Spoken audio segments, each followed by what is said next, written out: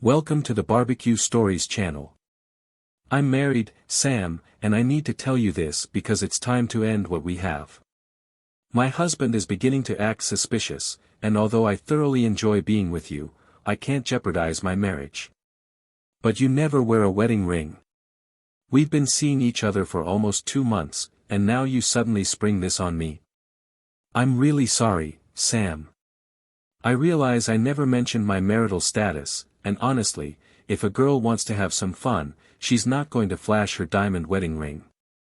I was completely taken aback, sitting there on the edge of the bed in a Hilton hotel in downtown Sacramento, California. I had met Joe, short for Josie, 2 months ago at the hotel bar. My name is Sam Mefford, and I work in our family grocery business in Spokane, Washington. Around this time of year, I travel across various regions of Central California, negotiating prices for fruits and vegetables. Over the past 2 months, I've been coming to Sacramento roughly every 10 days. On my first trip, I met Joe, and we immediately hit it off. She told me she was a sales rep for a major pharmaceutical company based in Denver, with California as part of her territory. Joe was 32, while I was 29.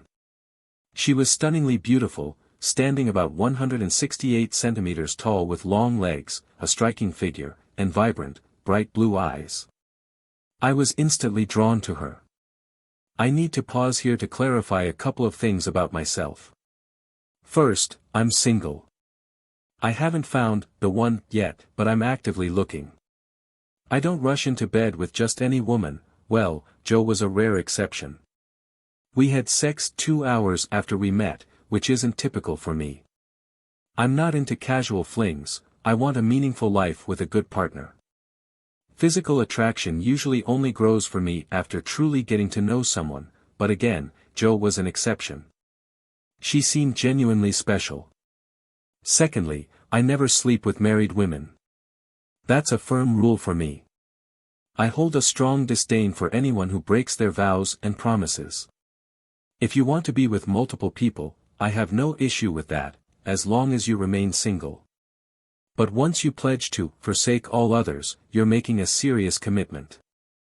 Beyond my contempt for cheaters, I also have no interest in becoming the target of a furious husband.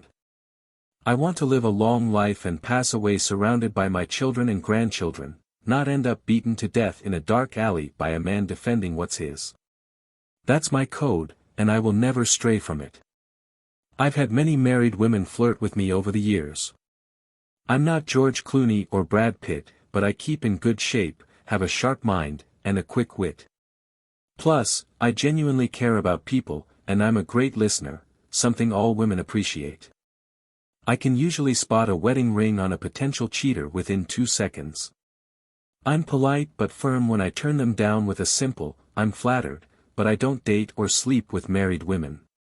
Most of the time, this gets me a death glare or even an attempted slap.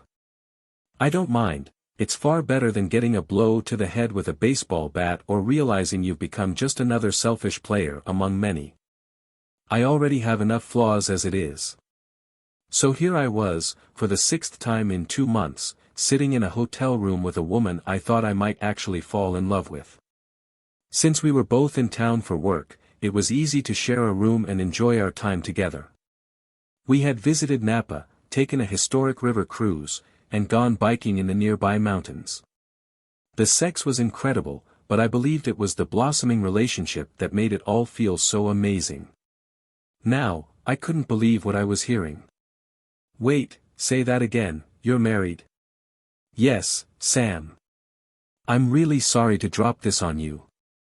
I like you a lot and love spending time with you, but I have a family, a husband and 2 young kids.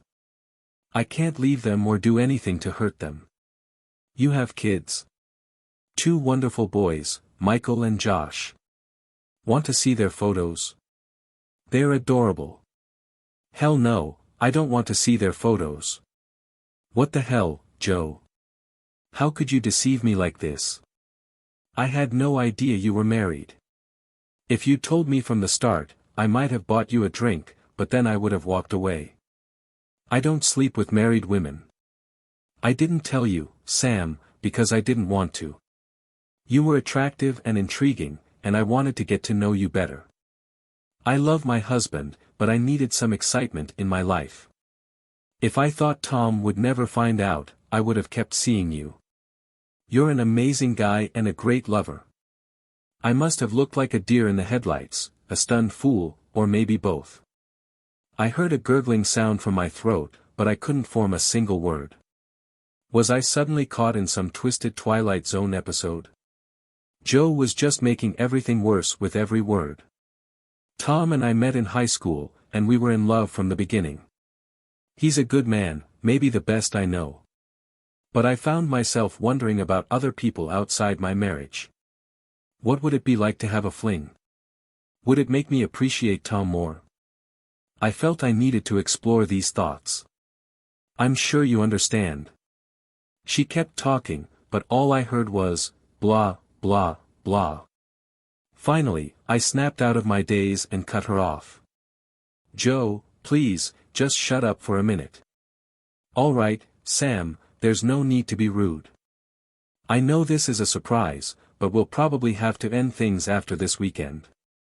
We had planned to stay a few more days and visit Sonoma, with the grapevines full of fruit at this time of year. Joe moved from her chair to join me on the bed. Come on, baby. Let's make the most of our time together, she purred. Stop. Joe, sit back down. I need to ask you a few questions, and I need you to be honest with me. Do you understand? Yes, of course. I'm always honest with you, well, except for the part about being married, she added casually, as if she were commenting on the weather. Is your name really Joe? Of course it is. What a silly question. Are you actually a pharmaceutical sales rep from Denver? No, not exactly. I just made that up. Show me your driver's license. What? Your driver's license. Take it out and show me. She complied, and I was hit with another shock. Josie Phelps, 1012, Sunstone Drive, Sacramento, California. I handed the license back as she tried to smile, looking like a bad poker player bluffing her way through Texas Hold'em. See? She said, attempting a smile. I'm the Joe you met, mostly, anyway. So why don't we just forget this awkward moment and head to Sonoma? I'm sorry you're feeling this way, Sam. Let me ask you something, Mrs. Phelps. How do you think Tom Phelps would react if he knew you were in this room with me, engaging in a sexual relationship over the past 2 months? For the first time, she looked genuinely worried. I don't know, but I'm sure it wouldn't end well. Tom is a loyal man who doesn't tolerate lies or deceit. I think he'd be furious with both of us. But can't you see, Sam? That's why we need to make the most of this weekend together before we go our separate ways. What's Tom up to this weekend, Joe? I asked. Staying at home with the kids, thinking his loving wife is out on a business trip. The kids are with my parents, and Tom's at home with a long list of yard work he plans to finish while I'm away.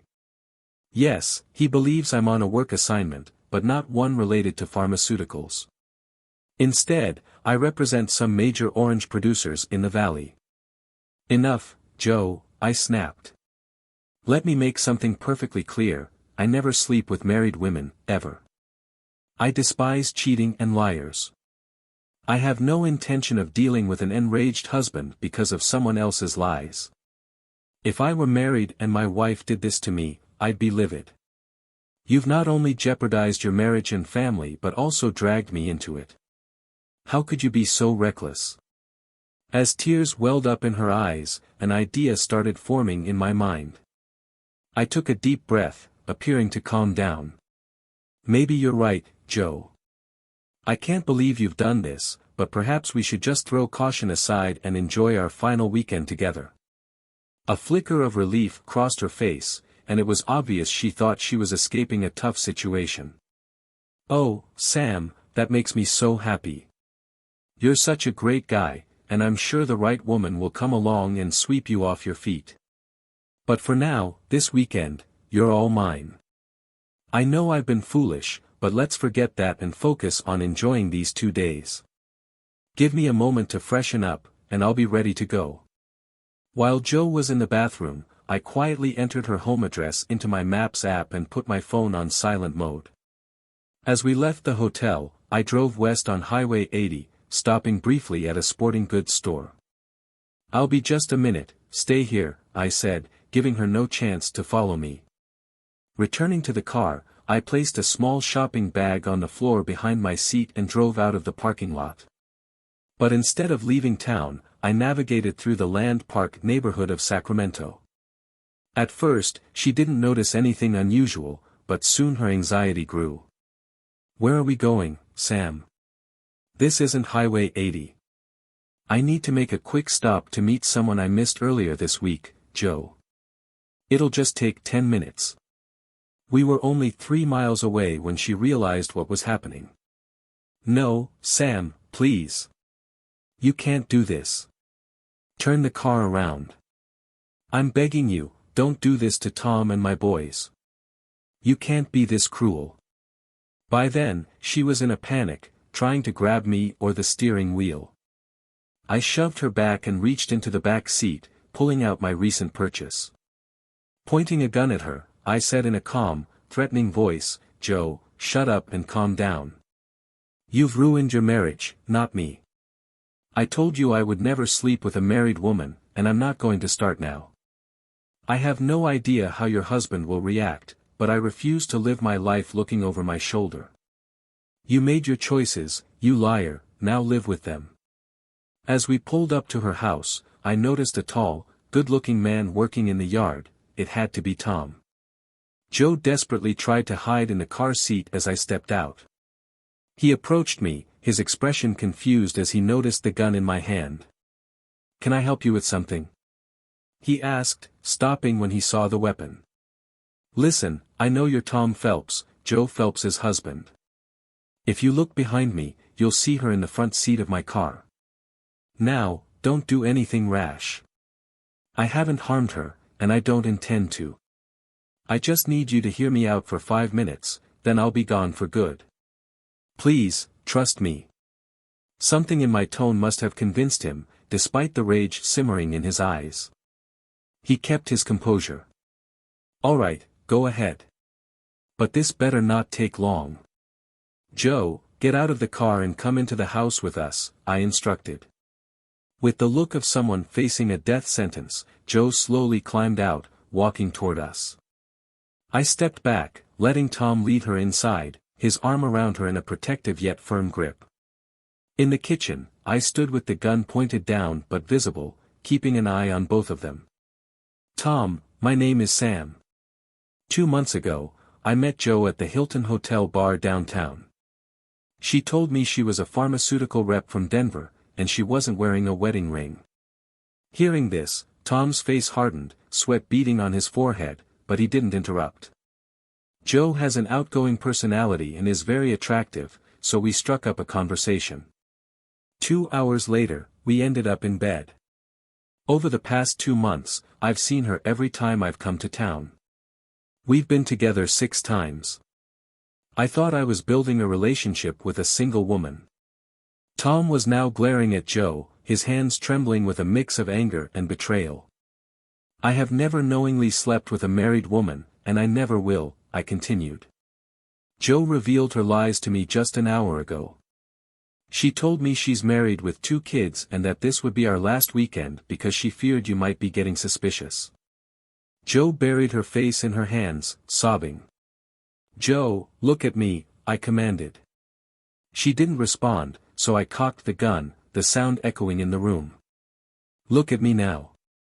Is everything I just told your husband true?" She nodded, her voice barely a whisper. "Yes, Sam, it's all true." Tom clenched his fists, barely holding back his tears. I knew my time was up. "Mr. Phelps, I'm about to leave.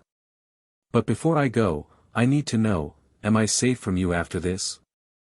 I want to move on and build a life, but I can't do that if I fear retaliation.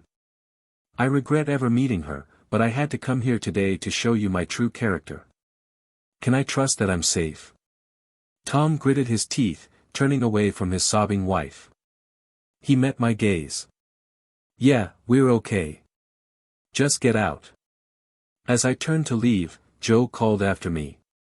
Sam, would you really have shot us if things had escalated? I let out a dry laugh. Well, Joe, it would have been tricky since I bought a shotgun without any shells. Opening the front door, I heard Joe's last plea. Tom, where are you going? We need to talk. Upstairs to pack your things, he responded coldly. You're leaving. Thanks for staying with us until the end. See you next time on Cheating Secrets. Take care of yourselves and your loved ones. Goodbye.